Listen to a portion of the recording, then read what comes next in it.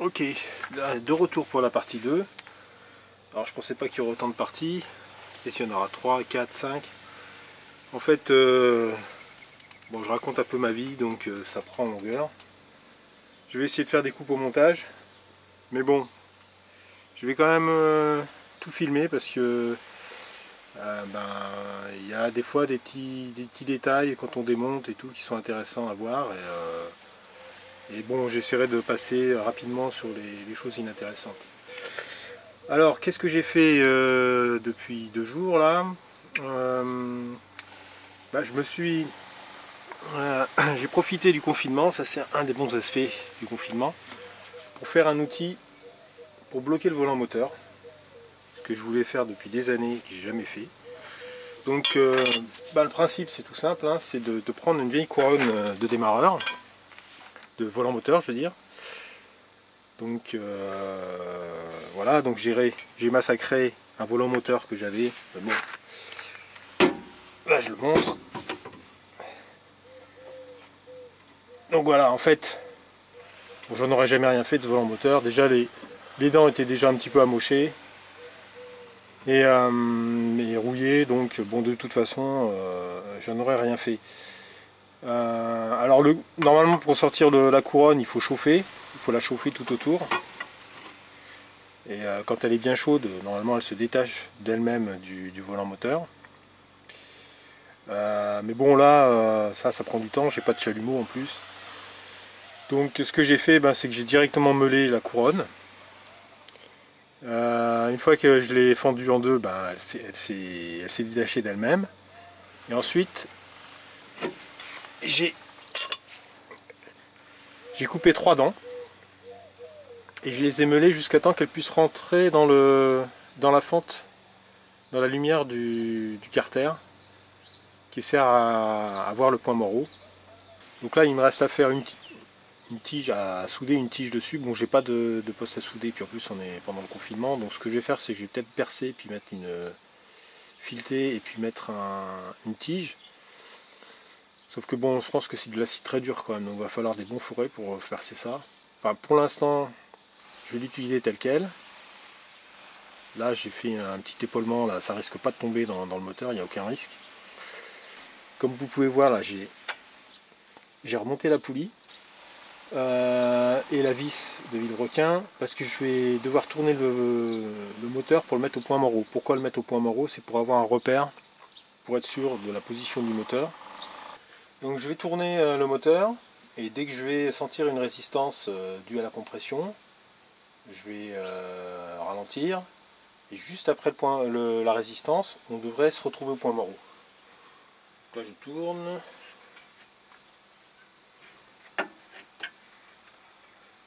Voilà, là je commence à sentir une résistance. Voilà. Hop, ça y est, j'ai passé le point de compression. Donc là on ne devrait pas être loin du point Moreau. On va regarder.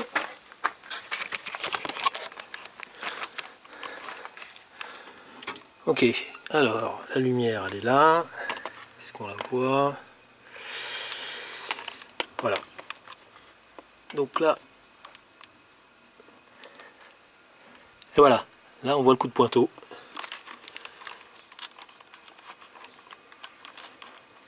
Alors, ok, donc là je vais mettre le super boutique que je me suis fait. Où est-ce qu'il est? Voilà, il est là.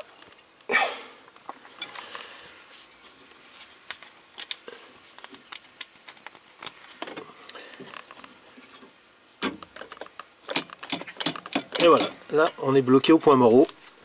On va pouvoir repérer la position des pignons de distribution. Donc on voit que la clavette elle est à l'horizontale, à gauche. Légèrement relevée, hein, c'est pas complètement à l'horizontale. Donc bon, ça de toute façon ça va pas bouger. Ce que je vais faire, c'est que je vais repérer la position de la clavette sur le pignon de vilebrequin, parce que comme il y a 4 positions possibles, une fois que j'aurai démonté, je ne saurai plus où c'était. Donc là je vais mettre une petite marque pour le repérer, et le pignon ici, je pourrais, enfin plutôt la position de l'arbre à cames. Donc là, la position de l'arbre à cames, je ne peux pas la repérer tout de suite, je la repérerai une fois que j'aurai démonté les 3 vis et tout l'ensemble. Mais pour être sûr que ça ne tourne pas, je vais prendre toutes les précautions pour être sûr que mon arbre à cames ne tourne pas, il soit toujours à la même position par rapport au vilebrequin. Je vois déjà qu'il y a un petit coup de pointeau ici. Donc à la limite, j'ai même pas besoin de faire de marque. C'est déjà repéré. Je vais voir s'il n'y en a pas d'autres ailleurs, pour pas me tromper. Ouais, donc il y a un petit coup de pointeau ici. Donc je saurai quelle est la position de la clavette sur le pignon. Donc ça c'est bon.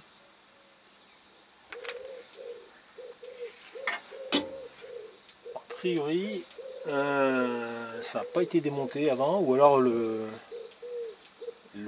la rondelle avec les freins a dû être changée quand ça a été fait, parce que là on voit pas du tout de marque.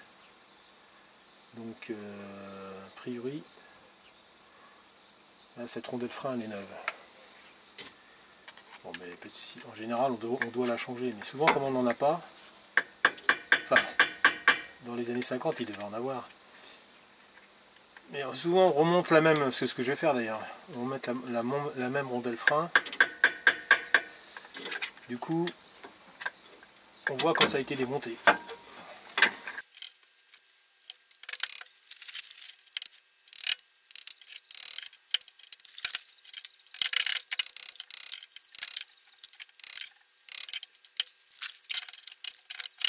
Ok. Bon, je l'ai dévissé. Alors le truc c'est qu'il faut quand même bien vérifier que ça a été bien défreiné, que les freins ne gênent pas pour mettre la douille à fond. Parce que si on a juste repoussé pas assez, un petit peu mais pas assez, le frein, la douille se met un peu de travers ou ne rentre pas complètement et on peut abîmer les vis. Voilà, donc là c'est bon. Donc c'est du 14.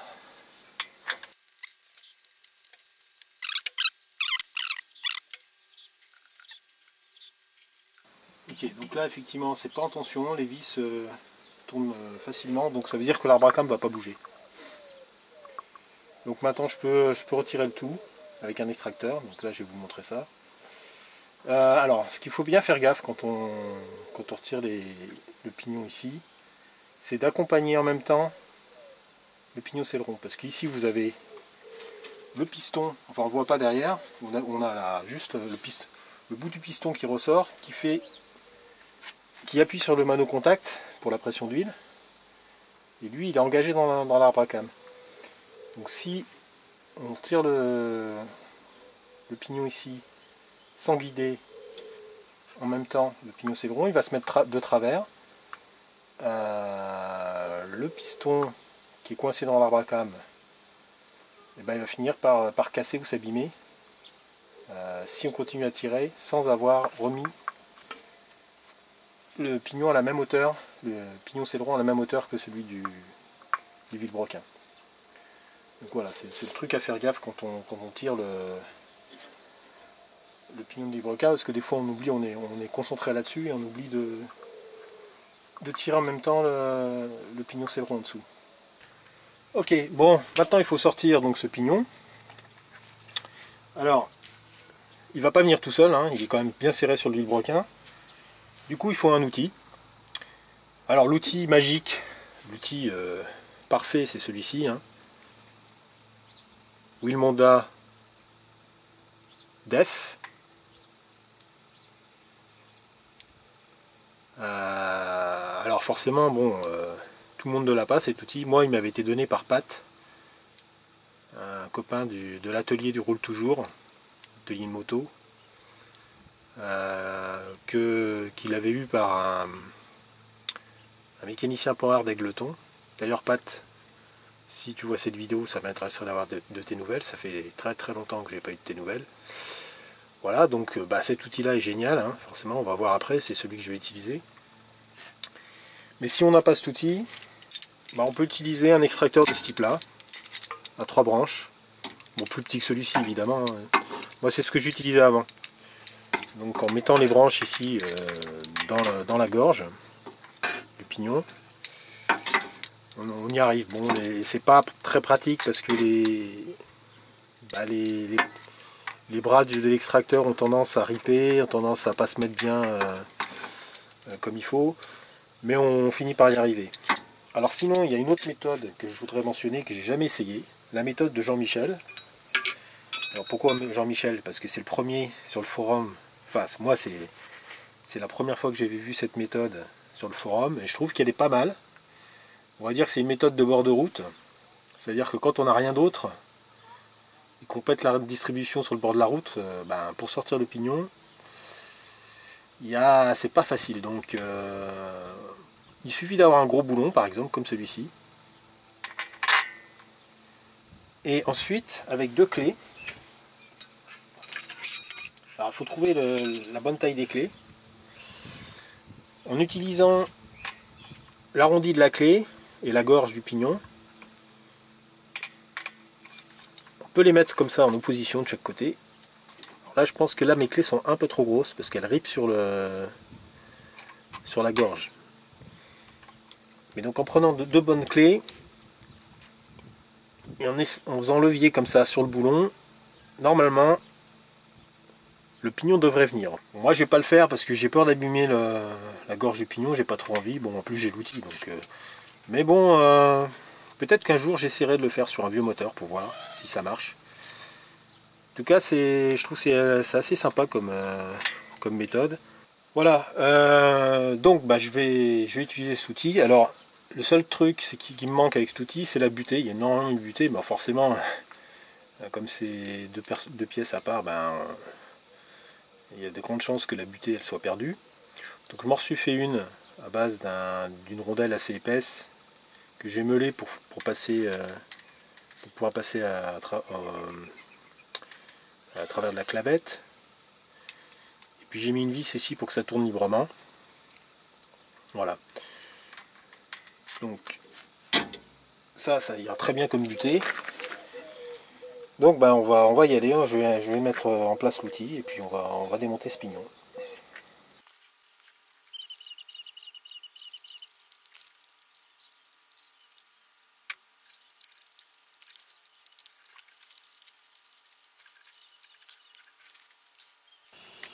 Alors, du 17.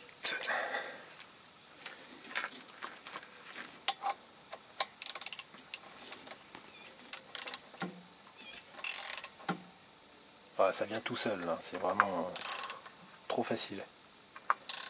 Donc comme je vous ai dit, hein, bien faire gaffe d'entraîner le pignon cédron en même temps.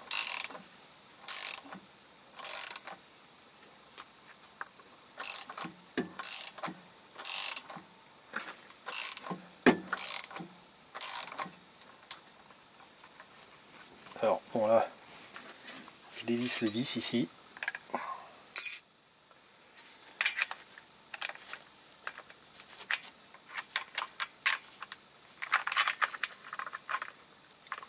Bon, de toute façon, je vais les dévisser complètement parce que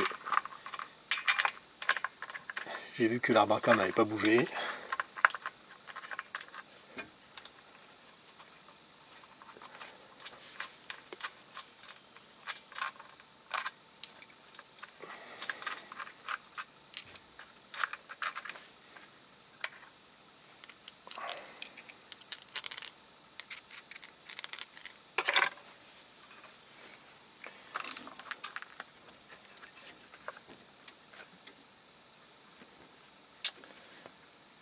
Et voilà, ce que j'ai dit, ce que j'ai dit commençait à arriver.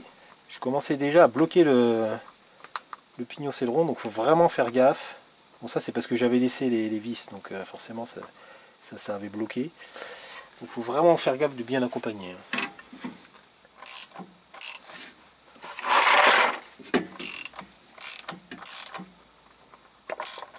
Voilà, bon, il vient. Alors, là, ce que je vais faire tout de suite, parce que je sais que l'arbre à cain n'a pas bougé, c'est que je vais le repérer avec un trait de peinture là, pour être sûr que quand je vais le remonter, il n'aura pas bougé. Je vais remonter le pignon, ça n'aura pas bougé. Voilà, ça je vais le faire tout de suite.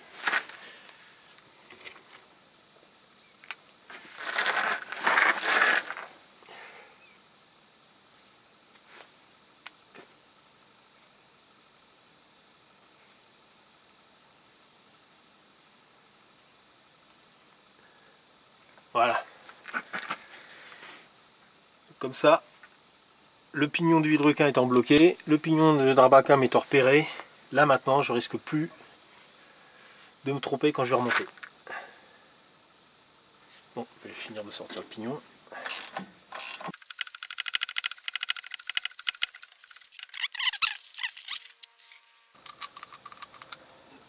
Bon, en général, ce pignon là, il est toujours en bon état forcément, puisque il engraine un pignon en résine, donc c'est pas lui qui risque de s'abîmer. Quand même un petit peu d'oxydation. Ça c'est pas génial, parce que peut-être que ça a été dans le moteur aussi. Si ça arrivait à s'oxyder ici, je vois pas pourquoi ça n'aura pas été dans le moteur. Ça c'est un peu chiant. Enfin c'est vrai que c'est la partie la plus exposée, on va dire. Ok, donc là derrière il y a une rondelle. Bon.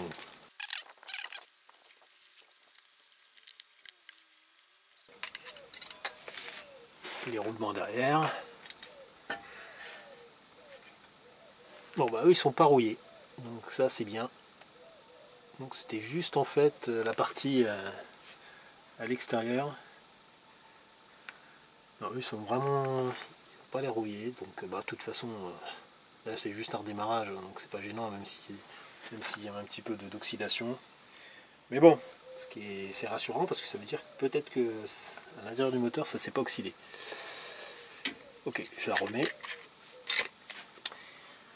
Voilà, on a fait, on va pas dire la moitié du boulot parce que on a fait peut-être le plus stressant, c'est-à-dire arriver à tout démonter sans rien décaler. Mais maintenant on va remonter, on va remonter un nouveau pignon en alu, un pignon dural, sachant que ce pignon là, même s'il est très beau d'apparence, si les chevrons sont pas marqués, à part peut-être là, il va aller direct à la poubelle ou dans mon musée Panhard, parce qu'on ne peut pas remonter un pignon Céleron. Enfin vous faites ce que vous voulez, mais moi je ne remonterai jamais un pignon Céleron, même si c'est un pignon neuf, encore dans leur emballage, mais je les monterai jamais, parce que j'ai pas envie de prendre le risque de péter mon moteur, sachant que ces pignons là ils ont tous plus de 50 ans, donc la matière elle vieillit mal. Alors un pignon dural ça coûte voilà, c'est marqué champion là, je sais pas si c'était une montre d'origine ça. Les pignons dural ça coûte dans les 100 € en 2020 là, le prix n'a pas évolué depuis au moins 10 ou 15 ans, même 20 ans presque. Donc c'est un peu cher, mais bon, c'est à vie quoi, hein. C'est à la vie du moteur. Donc faut pas mégoter là-dessus. Faut remonter systématiquement du dural. Voilà, bon, je vais aller le chercher puis on va le remonter.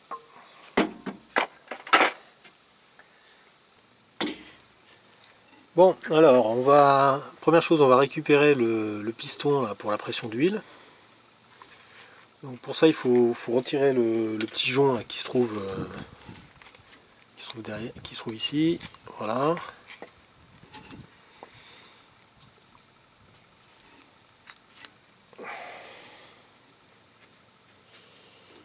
Alors le pignon dural, le voici. Alors ce qu'il faut bien faire gaffe sur ce pignon, parce que suivant les refabrications c'est pas toujours le cas, c'est qu'il y ait une gorge ici. Qu'il y ait ici une gorge. Et l'intérêt de cette gorge, bon, on voit sur le dural, sur le Céleron, il y a cette gorge. Et pourquoi il doit y avoir une gorge ici? C'est parce qu'en fait, le piston, Alors c'est dans ce sens-là, oui. Le piston, s'il n'y avait pas cette gorge, avec l'huile, et en fait ça serait très difficile de le faire coulisser. Donc il y a un phénomène de ventouse qui se produirait, parce qu'il n'y aura pas de passage ici, donc le film d'huile en fait ferait étanchéité tout autour. Et du coup, bah, la pression d'huile, on ne pourrait pas l'avoir sur le mano-contact, parce que bah, il n'y aura pas assez de pression d'huile pour appuyer dessus. Ce qui fait que le voyant du mano-contact au tableau de bord restera tout le temps allumé. Et on ne saura pas s'il y a un problème d'huile ou pas. Donc faut bien faire gaffe. S'il n'y a pas cette gorge sur le pignon que vous achetez, vous prenez une lame de scie à métaux et vous faites une petite entaille, vous voyez à peu près la taille de l'entaille. Voilà.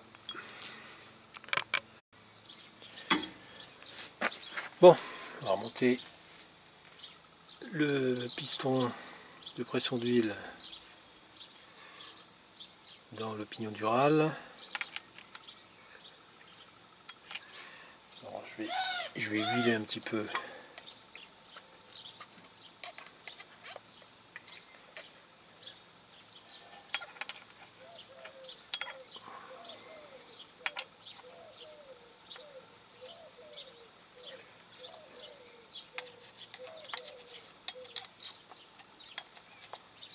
Voilà.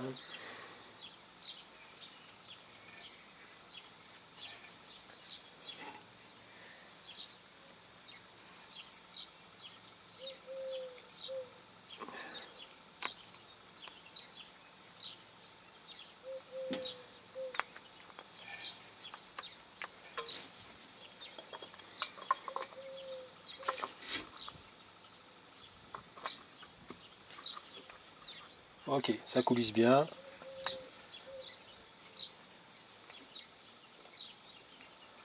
Il n'y a pas cet effet ventouse. Donc c'est bon.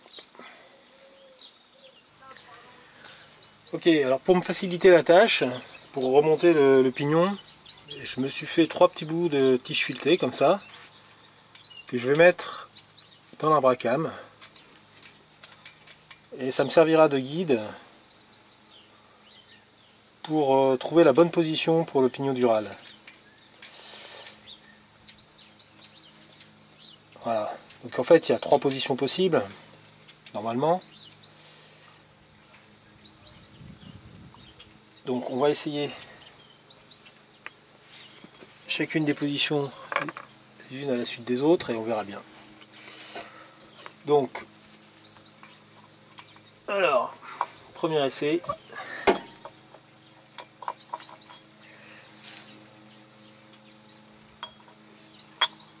Comme ça. Et là, est-ce que je suis en face de la clavette ?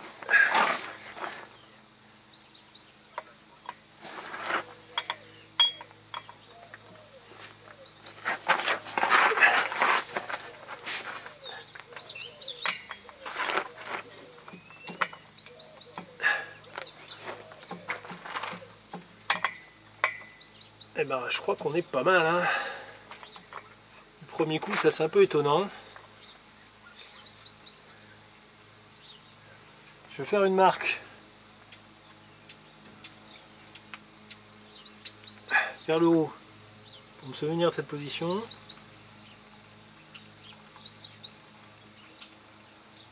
Voilà. Mais ça a l'air pas mal. Le problème c'est qu'il faudrait que j'enfonce un peu plus le pignon de vilebrequin pour savoir si c'est vraiment bon. Mais ça a l'air vraiment pas mal. Je vais essayer les 3 autres positions possibles.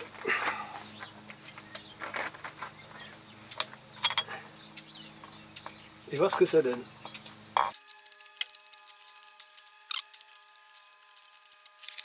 Là c'est pas mal.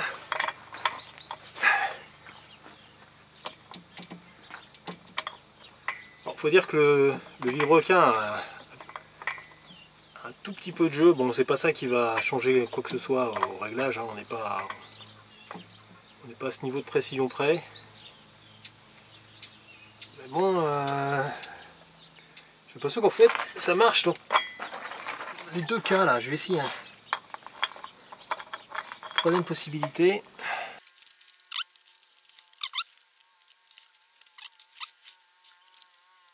Ah, ça va aussi, hein. En fait toutes les positions conviennent là.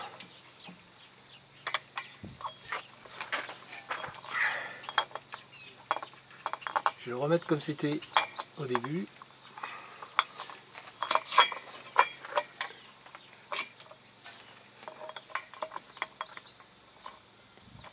Il faut décaler d'un cran. Ouais, je suis bien dans les trois positions. Bon, celle-là est vraiment pile poil.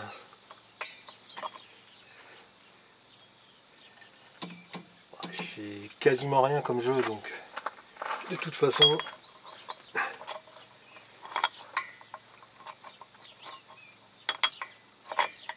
c'est bon hein. Bon, je vais essayer de le rentrer comme ça.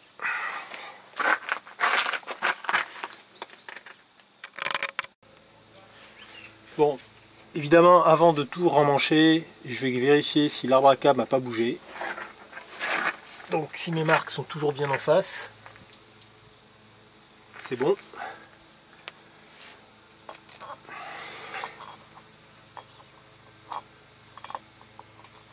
Voilà.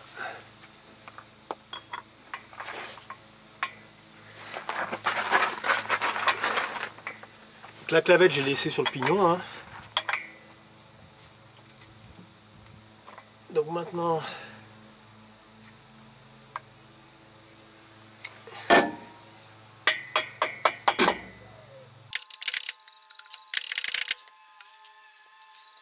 ce qui me gêne, c'est que en fait je suis pas sûr d'être vraiment en face là.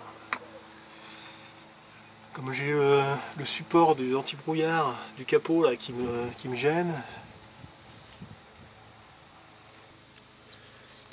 Bah, voilà, ce que j'ai fait, c'est que j'ai ressorti un peu la clavette. Comme ça je serai forcément bien aligné. Et je vais recommencer.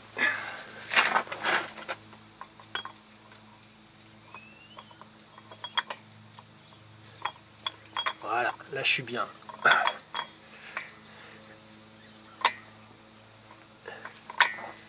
Enfin, je suis bien.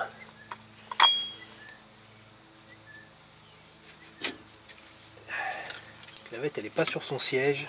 Je vais essayer de la renfoncer un peu. Voilà, là elle est plus dans son logement. Donc ça devrait aller mieux.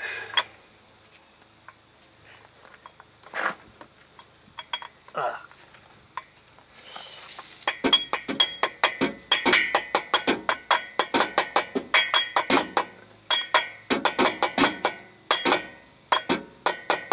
Bon, ça y est, maintenant la clavette est dans le vilebrequin et dans le pignon. Tout est bon. Ben, je vais serrer avec la vis de vilebrequin, ça sera plus simple.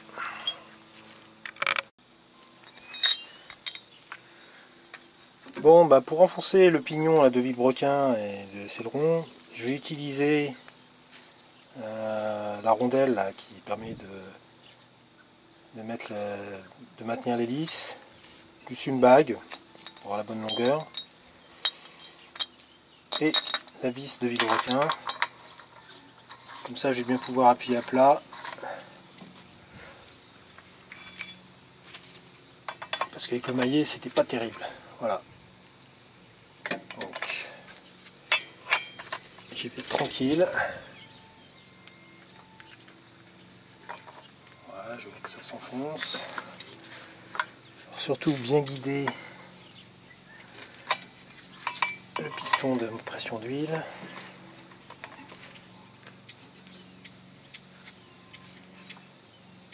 Voilà.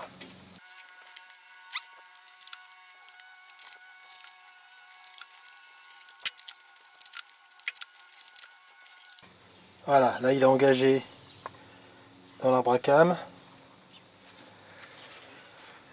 Le piston de pression d'huile. Je continue tranquille. Surtout pas sentir de point dur. Sinon je m'arrête.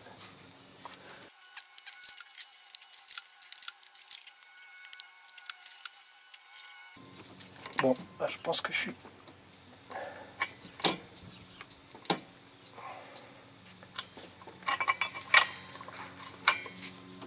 C'est bon, hein.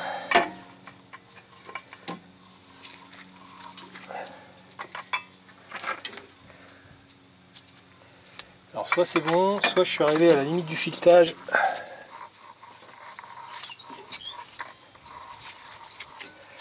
De la vis. Du coup je vais rajouter une bague.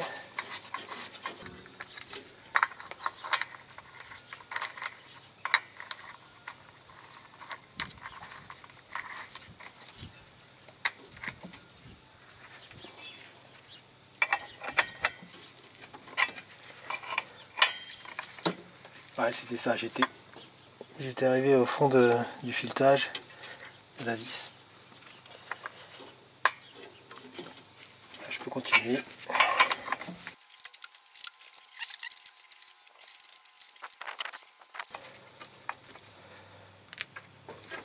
Bon, je vais pas serrer plus fort, ça sert à rien.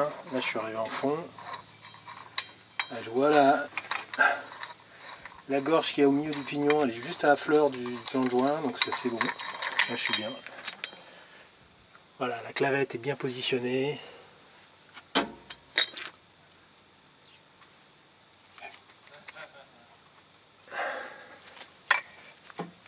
Voilà, il y a du jeu, c'est bon.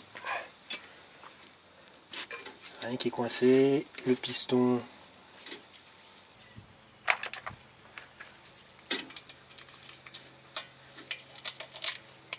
Voilà, avec un aimant, nickel. Je vais le sortir. Il est un peu dur quand même. Hein. Je sais pas si c'est parce que...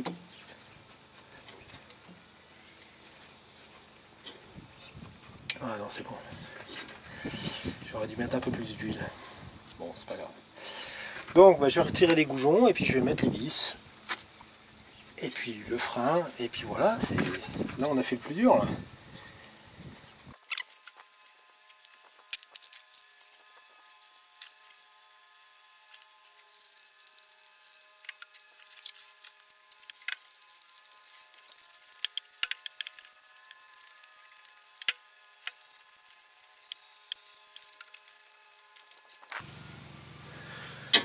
Bon, normalement il faut les serrer, je crois, à 2,5 mètres par kilo.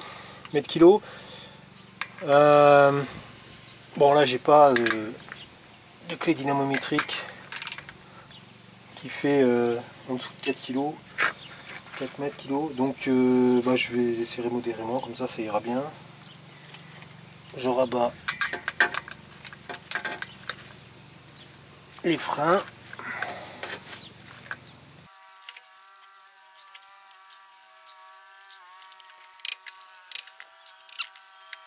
Alors, le piston, c'est bon.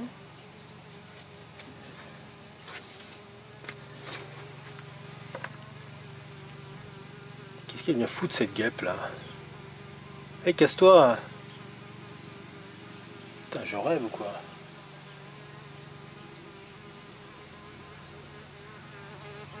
Tu verras ça sur YouTube.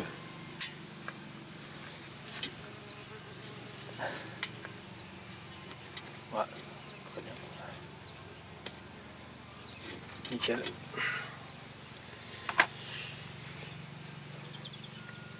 Ok.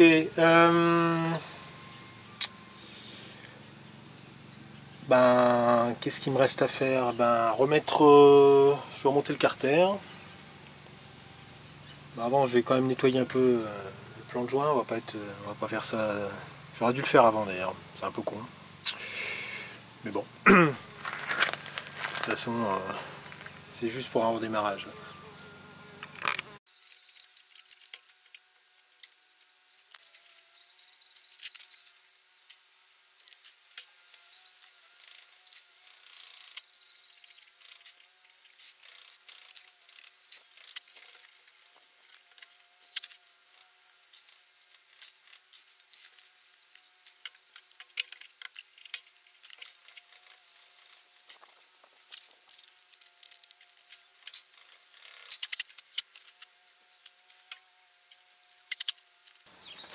Bon. Alors.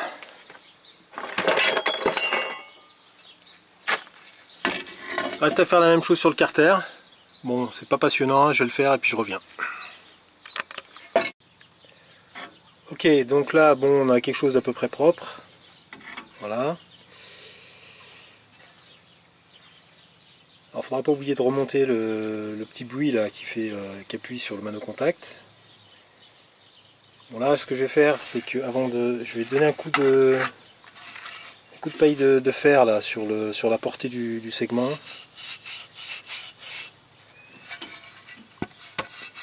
Pour éviter les fuites d'huile.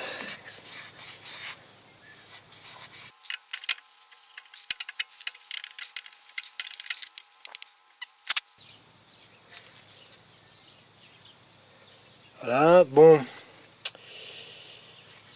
je vais remonter le buis.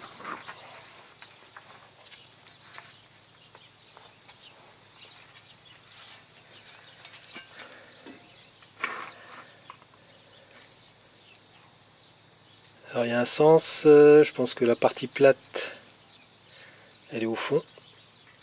Voilà. Bon bah ça c'est bon, le ressort a l'air bien. Donc ça c'est bon. Je vais mettre les déflecteurs. Non, avant je vais mettre la poulie avec le segment parce que ça c'est assez chiant à faire. Je vais mettre un peu de graisse avant pour que ça coulisse mieux.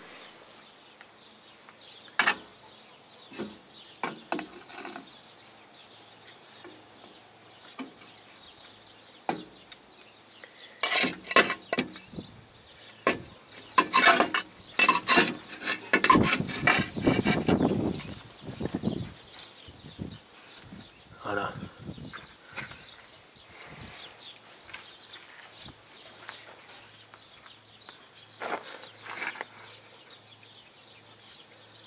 Pareil sur le segment.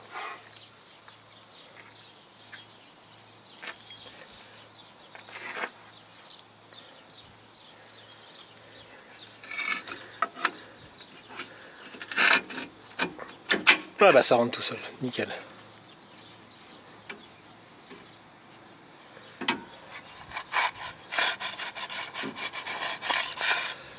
Ok. Bon.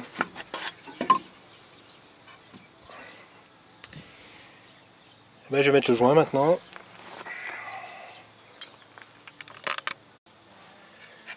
Bon, en fait, comme ça se monte bien, ce que je vais faire, c'est que je le monterai en dernier. En plus, j'ai oublié un truc, c'est qu'il faut monter le segment, la coupe du segment en haut. Et donc, voilà, le haut c'est là, parce que la clavette elle est à gauche. Donc je le monterai après avoir monté le carter, puisque de toute façon, ça se monte bien. Donc là, je vais enduire de joint.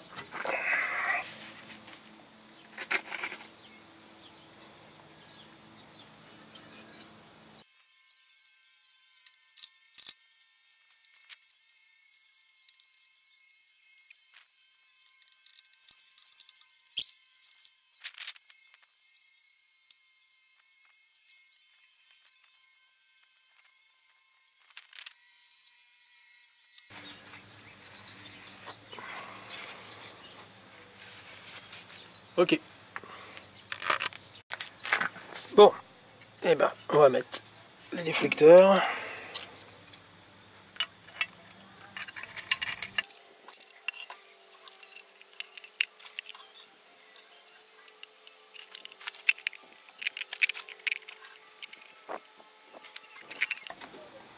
Putain.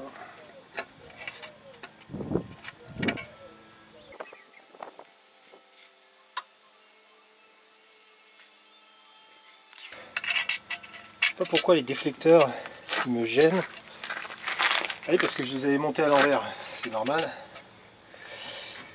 Donc là ça devrait aller beaucoup mieux.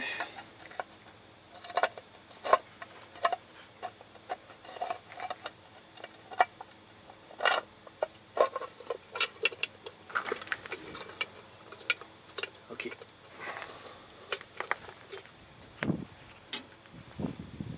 Bon, j'avais dit que je mettrais du frein filé sur les goujons, je vais pas le faire. Parce que de toute façon, ce moteur va être appelé à être trop démonté la prochaine fois. Il va pas rouler beaucoup, enfin il va même pas rouler du tout. Je vais juste le redémarrer un petit peu. Donc je vais remonter les goujons comme ça. Ok.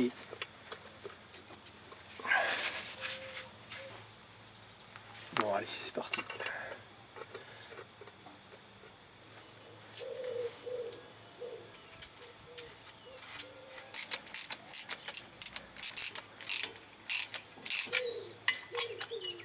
Voilà. Ça, c'est fait.